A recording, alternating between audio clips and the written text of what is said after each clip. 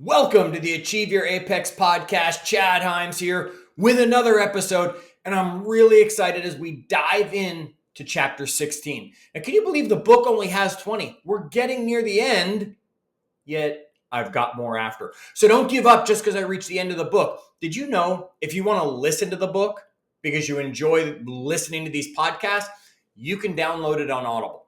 That's right. Achieve Your Apex is available for you in Audible. I brought some friends along, recorded it up, so you're not going to just listen to me for the whole length of the book. Plus, you can always get the book on Amazon or at achieveyourapex.com. All right, chapter 16. We're talking about following in others' footsteps. Now, this to me was something that I never not considered doing.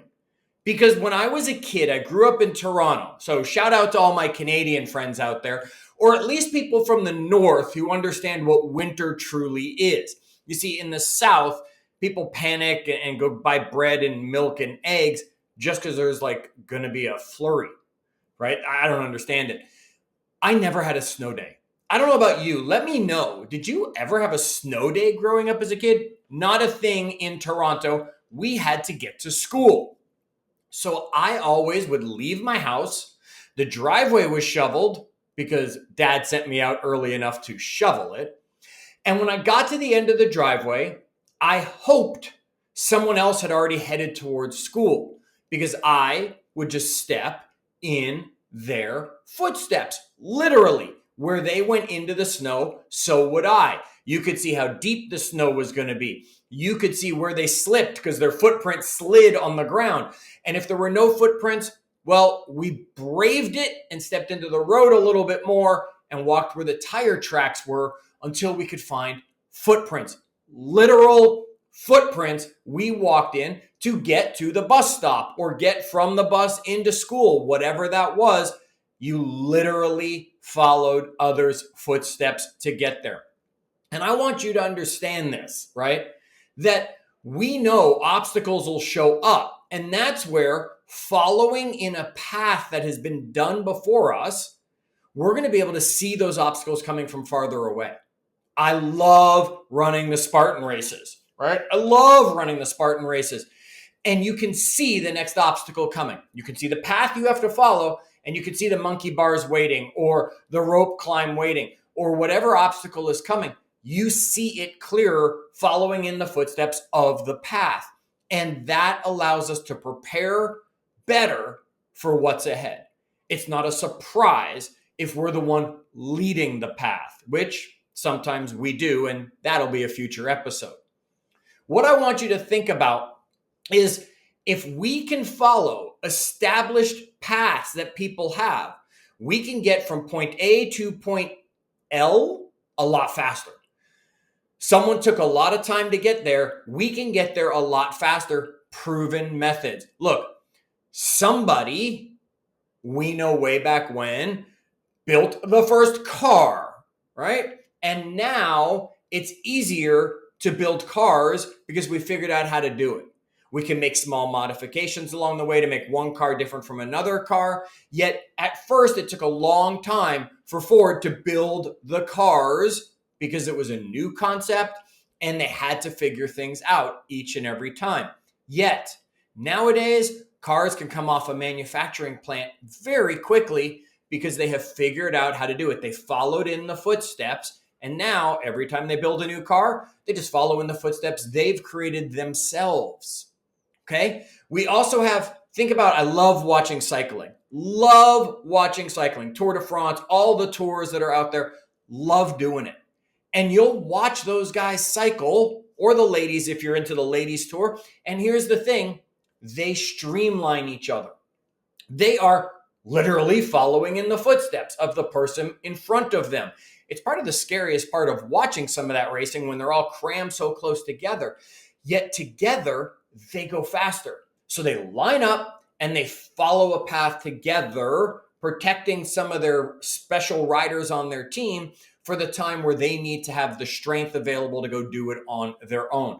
Cross-country skiing, just like when I was a kid walking to school, there were tracks. You got yourself in the groove, you followed them. Does Anybody cross-country ski anymore? I'm just wondering. My dad used to take me all the time. I'm just wondering if anybody actually still does it.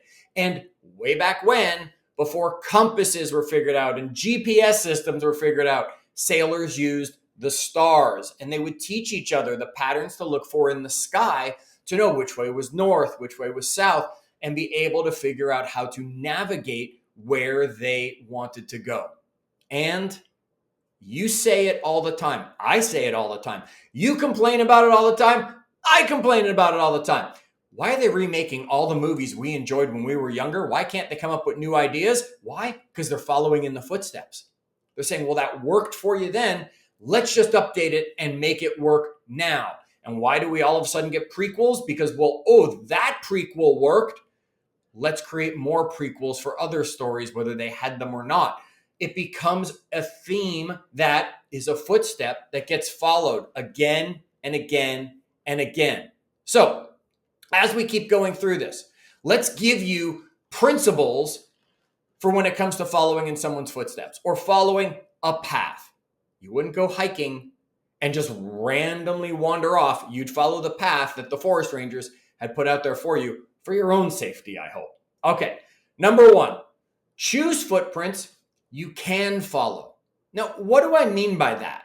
Okay, one, there are some people that just can do things you can't do. I don't know specifically what they are, but there are things that some people can do that are not your strength zones, so you shouldn't follow their footprints. Okay, I'm not going to follow someone who can run a 5-minute mile for a marathon. I'm not following their footprints when I train for a long distance race. I can't follow in those footsteps. I have to follow in footsteps that I can. I also shouldn't follow in footsteps of someone who's running a 6-hour marathon. Congratulations to them. Yet I shouldn't follow in those footsteps because I can go faster than that, right? So find a path you can follow. That's first. Second, make sure the path you're following is current. Okay? Because if the path is an old path, changes have happened in our world. And maybe that path doesn't work anymore. There are a lot of people, we want to be the next such and such. I don't know who that's going to be. You're a singer, you're young, your kid is young. You want them to be the next Taylor Swift, right? Or you want to be an athlete and you want to be the next superstar in whatever sport. You want to be the next Michael Jordan, or you want to be the next Tiger Woods, or you want to be whoever it is. They did that so long ago that path might not be the proper path anymore. That path has probably, if we used my original analogy, the snow has filled it in already. And there's a new path that's being formed. And you have to remember, when Michael Jordan was doing what Michael Jordan was doing, we didn't have social media. How did that change his branding and his image? What if there was social media back then, right? When certain people were doing certain things, the world was different. Costs were different. Tools were different. We had things that no longer exist, and now we have bigger, faster, better things. Find a path that's current. Doesn't have to mean yesterday, yet current to today's age. Now you know you've got a path that still leads to the same destination. And of course, make sure you don't just follow a path blindly. Don't just say, oh, I see a path.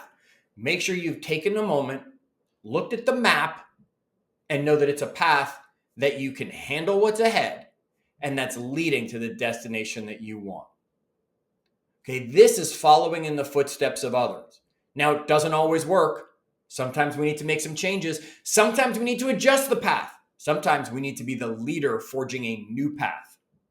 Future episodes are going to answer those questions for us.